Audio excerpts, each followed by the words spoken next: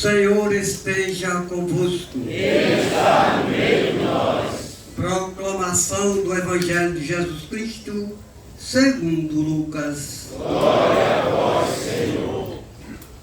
Naquele tempo, Jesus, cheio do Espírito Santo, voltou do Jordão e, no deserto, ele era guiado pelo Espírito.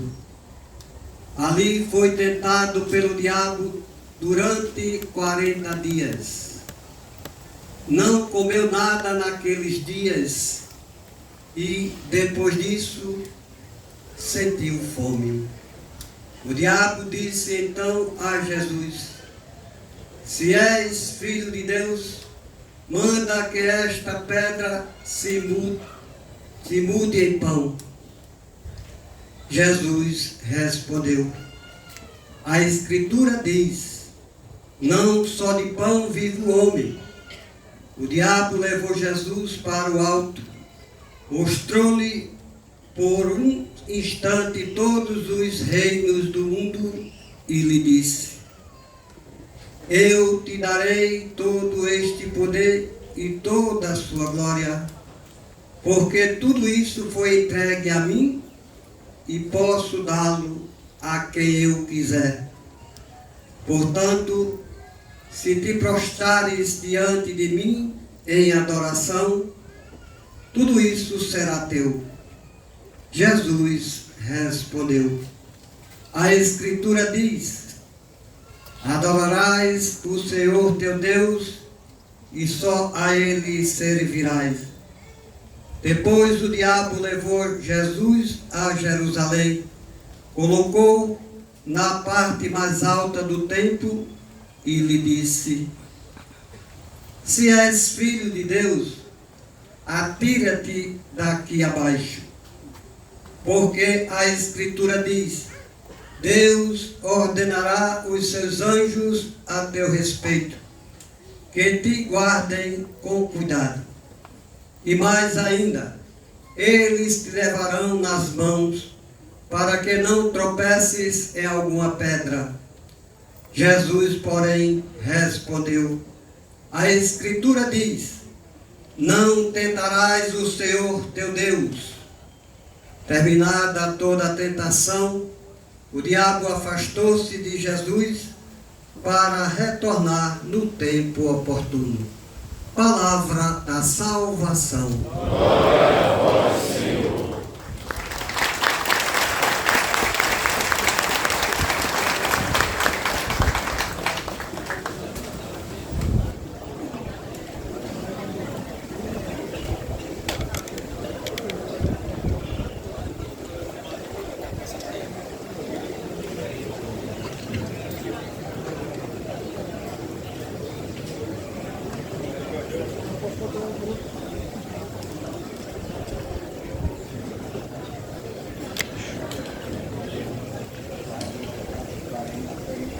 Minhas irmãs e meus irmãos,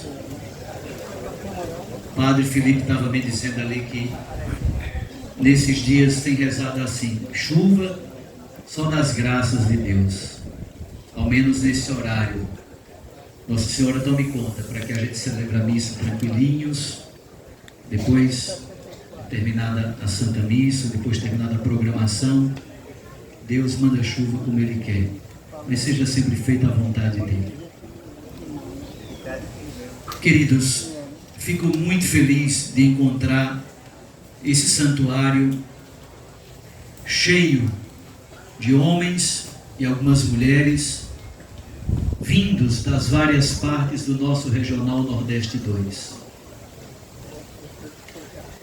E é bonito ver como esse movimento cresceu nestes últimos anos. Até pouco tempo, entre nós, havia uma noção de que religião, fé, igreja, isso é coisa de mulheres. Quando a gente percebe que por meio do terço dos homens, muitos homens fazem uma experiência profunda de Deus, mediada por Maria Santíssima. Maria nos conduz a Cristo Jesus. nada para em Maria. Tudo nela diz respeito ao Filho, tudo nela conduz ao Filho. É por isso que estamos aqui e que não há nenhuma oposição entre venerar Maria Santíssima como mãe e rainha 3 vezes admirável e ao mesmo tempo adorar e ter o seu Filho Jesus como Deus e Salvador. A veneração a Maria Santíssima é caminho preparatório para uma experiência profunda do Deus de Jesus, para uma experiência profunda de ter sido salvo pelo sangue redentor de Jesus Cristo na cruz. E nós estamos praticamente iniciando a Quaresma, esse tempo tão especial que a igreja nos dá. Quando eu era criança, lá no sertão da Paraíba, a meninada sempre estava por aí à solta, matando passarinho, fazendo as loucuras de menino. E eu me lembro muito da minha avó que dizia: meu filho, chegou o tempo da Quaresma, agora é proibido matar passarinho. Então, na pouca compreensão que vovó tinha, no fundo, ela queria dizer: começou um tempo especial. É um tempo em que Deus nos oferece como tempo da graça, o tempo realmente da providência e da conversão. Esse é o tempo favorável, esse é o dia da salvação. Lemos na leitura de quarta-feira de cinzas. Mas hoje, o que é que a palavra de Deus nos oferece? Esse tempo da Quaresma tem 2 características fundamentais, como se fossem 2 grandes trilhos.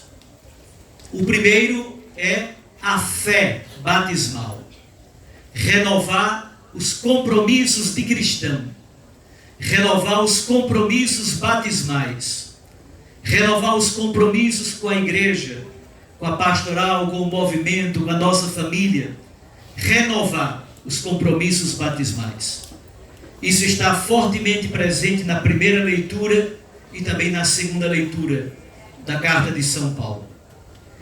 E a segunda grande temática da Quaresma é a penitência. Então a Quaresma caminha por esses 2 trilhos. Olhemos um pouquinho mais de perto para eles. Primeiro, a fé. Não sei se vocês perceberam, na primeira leitura, Deuteronômio capítulo 26, é conhecido como o credo histórico de Israel. No Antigo Testamento, quando o povo de Deus queria professar a fé, não tinha um credo, uma fórmula de credo como nós temos na igreja cristã. E como é que eles faziam? Eles narravam uma história. O meu pai, Abraão, era um arameu errante, vindo da Mesopotâmia. Desceu até o Egito, e o povo hebreu lá permaneceu como escravo do faraó. Depois, Deus suscitou Moisés, que libertou esse povo e o fez caminhar pelo deserto para entrar na terra da promessa. Aqui estamos na terra prometida, plantando, colhendo, fruto da fidelidade de Deus. E aí, quando o agricultor vinha ao templo, apresentava o primeiro feixe de trigo, ou o primeiro feixe de cevada, ou o primeiro cesto com os produtos da terra. A isso se chama primícias. Apresentar a Deus as primícias da terra. Por que se fazia isso? Era exatamente para perceber como Deus é fiel em cada momento da história. Deus não abandonou o seu povo. Aquele germe de povo que começou com Abraão e cresceu com Isaac, Jacó e com os filhos de Jacó, aquele germe de povo, mesmo tendo passado pela escravidão do Egito, mesmo tendo passado pelo exílio na Babilônia, é um povo que permanece firme e fiel, porque a palavra do Senhor não cai, não volta atrás. A palavra do Senhor é irrevogável. sua promessa é uma promessa fiel. Eu gostaria então de pedir a cada um de nós nesta manhã, de fazermos um exercício, ler a própria história pessoal, a sua história familiar, a história do seu povo, ler a sua história à luz da providência de Deus. Mesmo com todas as dificuldades, possivelmente quedas e pecados, mas ler essa história como uma história providente de um Deus que é fiel. Conheço muitas histórias de muitas famílias, de muitos homens. Vários tiveram sérias dificuldades, por exemplo, com alcoolismo. Conheço famílias que foram destruídas por jogos de azar, por baralho, por bebida alcoólica, por prostituição, por homens que só pensavam em vaquejada, em tomar cachaça, desculpando a palavra, e raparigar por aí. Conheço muitas histórias. Conheço histórias de infidelidades de homens e também de mulheres. Falo especificamente dos homens, porque hoje, de modo especial, a Santa Missa é com aqueles que vieram do terço dos homens. Porém, quando a gente olha para essas mesmas histórias, percebe coisas grandiosas do amor generoso de Deus. Como Deus foi capaz de tocar aquele coração aparentemente de pedra, empedernido, endurecido. Parecia que não tinha a menor possibilidade de ali entrar algo da graça de Deus. Mas a água da graça, a água batismal, a promessa de um Deus que é fiel, não falha. Tenho certeza que se nós abríssemos para que pudéssemos ouvir depoimentos nesta manhã, teríamos centenas de histórias como esta que é contada na primeira leitura do Deuteronômio. Homens que tiveram a história tocada pelo Espírito Santo. Homens que tiveram a vida tocada pela graça da conversão. E olhando para trás, percebe que mesmo com todas as dificuldades, com todas as peripécias, Deus nunca os abandonou. Deus permaneceu fiel em todos os momentos, mesmo quando nós éramos infiéis e nos distanciávamos dele. Deus permanece fiel. É por isso que o povo hebreu professa a sua fé como um credo histórico, narrativo, narrando a presença amorosa e a fidelidade de Deus na história pessoal e na história do seu povo. Ler a sua história como história da providência de Deus, mesmo em meio aos pecados, fragilidades e quedas. São Paulo, na segunda leitura, faz a mesma coisa. Nos convida à profissão de fé. E São Paulo diz, confessando com a boca e crendo com o coração em Jesus Cristo como Deus e Salvador, que nós seremos salvos. Ser salvo, meus irmãos, é uma experiência da felicidade plena em Cristo Jesus, e isso já aconteceu, já aconteceu na cruz. Presta atenção no que eu vou dizer. Na cruz, Jesus Cristo já realizou a salvação definitivamente. Nós fomos lavados pelo sangue do Cordeiro. Nós fomos redimidos pelo sangue de Jesus de maneira definitiva. Agora, a grande questão é viver como pessoa salva. Viver como pessoa redimida. Todos os dias, abrir o olho de manhã e dizer, Senhor, eu fui inserido no teu coração por meio do batismo. Eu estou profundamente unido a ti. Assim como o ramo está ligado ao tronco da árvore, nós também estamos ligados a Jesus pelo batismo. Já fomos salvos no mistério da cruz, mas ainda não, porque permanecemos na peregrinação da história, quebrando as unhas todo dia no nosso trabalho cotidiano. Então percebam, Jesus já realizou a salvação. A nossa tarefa agora, com a graça de Deus, é vivermos como pessoas salvas e redimidas e testemunharmos na fé a alegria de dizer: Cristo me libertou, Cristo me salvou, Cristo me redimiu, eu pertenço a Ele e nele quero viver e testemunhá-lo pelo resto da minha vida. Isso não diz que nós não tenhamos pecados, ao contrário. Infelizmente, a tentação nos ataca e nos assalta todo dia. Homens do texto, prestem atenção no que eu vou dizer. Vocês acham que Satanás vai ficar tentando quem já é dele? Não. Preste atenção no que eu vou dizer. Satanás vai trabalhar diuturnamente, noite e dia, para tentar e fazer cair aqueles que estão trilhando e buscando o caminho de Deus. Então vocês, homens, que estão começando, que estão fazendo este processo, este caminho, preparem-se espiritualmente, porque vocês serão tomados, assaltados todos os dias pelo poder do maligno. Então, ninguém que busca um caminho de santidade ficará impune. Ninguém que busca um caminho de santidade ficará sem ter dificuldades, barreiras, obstáculos a superar.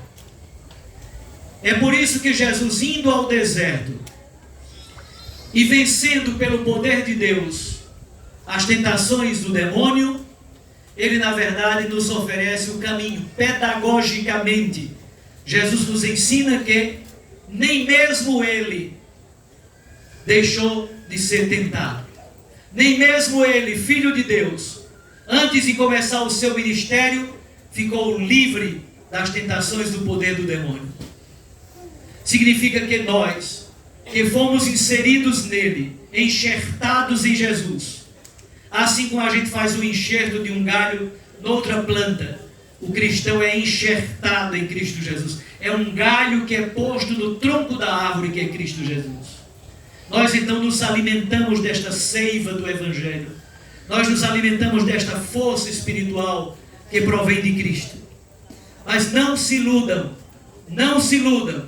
Quem começa um caminho com Cristo, quem começa um caminho com Maria Santíssima, quem começa um caminho de renovar a própria vida pessoal, a vida familiar, a vida comunitária, a pertença a Cristo, a participação na igreja, buscando a confissão sacramental, uma vida de oração, participar da Santa Missa, quem busca esse caminho não fica livre de muitas tentações. São Lucas junta 3 tentações como símbolo, na verdade. É uma síntese de todas as tentações que Jesus viveu. Ele as supera citando as Sagradas Escrituras. Está aqui um caminho importante para nós. Cada palavra que o demônio diz, Jesus rebate com outra palavra da Escritura. Primeira tentação. Jesus é tentado e o diabo diz: se és filho de Deus, manda que esta pedra se mude em pão. É a tentação do trabalho. O pão significa ganhar a vida, trabalhar, a dimensão material, a dimensão econômica. Muitas vezes nós nos preocupamos demasiadamente com tantas coisas e esquecemos de Deus. Trabalhamos demais e esquecemos de Deus. Os orientais dizem uma coisa tão engraçada, dizem assim: o ser humano às vezes gasta a sua saúde para ganhar dinheiro, depois gasta o dinheiro para tentar recuperar a saúde e já não consegue mais. Então trabalhar muito, planejar o trabalho, viver com dignidade, ser trabalhador e viver com o suor do fruto do seu trabalho, honesto, mas ao mesmo tempo não perder o olhar fixo em Jesus. Dar tempo para a missa dominical, para a oração em família todo dia, rezar o Santo Terço em casa, santificar a casa por meio de Maria Santíssima na oração do Santo Terço. É a oração dos simples, todos podem rezá-lo. De analfabeto a doutores, todos podem rezar o terço. E é uma forma de santificar a vida familiar. Ganhar o pão, transformar pedra em pão, significa ceder, reter, acumular, guardar. Quando o ser humano só pensa em dinheiro e bens materiais e esquece o essencial da vida. Jesus rebate com uma palavra da Escritura: não só de pão vive o homem. De fato, o ser humano não vive somente de pão, somente de coisas materiais. A dimensão espiritual, essa presença amorosa e fiel de Deus, é fundamental para que a gente viva dignamente. A segunda tentação é a tentação do poder. O diabo leva Jesus para um monte alto e mostra todos os reinos do mundo. Se te prostrares e me adorares, será tudo teu. Jesus rebate com outra palavra da Sagrada Escritura: adorarás o Senhor teu Deus e somente a Ele servirás. A tentação do poder é a tentação de não sermos como Jesus. Jesus tinha poder, mas o poder de Jesus é o poder de ser servo, é o poder de ser o último dos últimos, é o poder de morrer na cruz para doar a vida, é o poder que é serviço. E aí preste atenção, meus filhos, nos grupos do texto dos homens, tenham muito cuidado, façam muita atenção, para que não haja brigas de poder, intrigas, fofocas, comentários maliciosos, mas que seja, sobretudo, quem está na coordenação. Quem está na coordenação seja aquele que serve, o último de todos, aquele que veio para servir, assim como Jesus serviu. Se vocês quiserem destruir um grupo de oração do texto dos homens, plante uma mudinha de fofoca. Nem precisa aguar, porque o diabo se encarrega do resto. Então, elimine todo tipo de fofoca, todo tipo de briga, de comentário malicioso, de besteira, bobageira, infantilidade, imaturidade. Sejam homens que servem. O poder de Jesus é o poder da cruz para ser o último dos últimos e doar a vida por todos.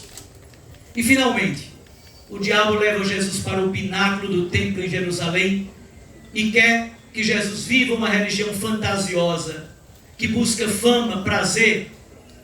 Jesus diz, quando o diabo leva lá para cima do pináculo e diz: lança-te daqui para baixo, porque Deus deu uma ordem aos seus anjos para cuidar de ti, para que tu não te firas nem mesmo o dedo do pé. Jesus diz então, a Escritura diz: não tentarás o Senhor teu Deus. Vejam as três respostas de Jesus. Não tentarás o Senhor teu Deus. A segunda, adorarás o Senhor teu Deus e somente a Ele servirás. E a primeira, não só de pão vive o homem. Essas três palavras são, na verdade, um programa para o nosso retiro inteiro durante esta quaresma. Força de Deus, coragem, ânimo e esperança, com Maria Santíssima, olhando para a nossa história toda, para que ela seja transfigurada, translúcida, diáfana, iluminada pelo Espírito Santo. Mas, por favor, e com isso eu concluo, nesta Santa Quaresma, procure um sacerdote, faça uma ótima confissão sacramental, faça o seu exame de consciência em casa ou na igreja, em silêncio, passe um momento tranquilo, de silêncio e de oração. Faça o seu exame de consciência, tenha consciência daquilo que precisa ser feito, procure o sacerdote e com humildade confesse os seus pecados, receba a absolvição dos pecados, inicie uma vida nova, caminhando para a Páscoa do Senhor. Louvado seja nosso Senhor Jesus Cristo.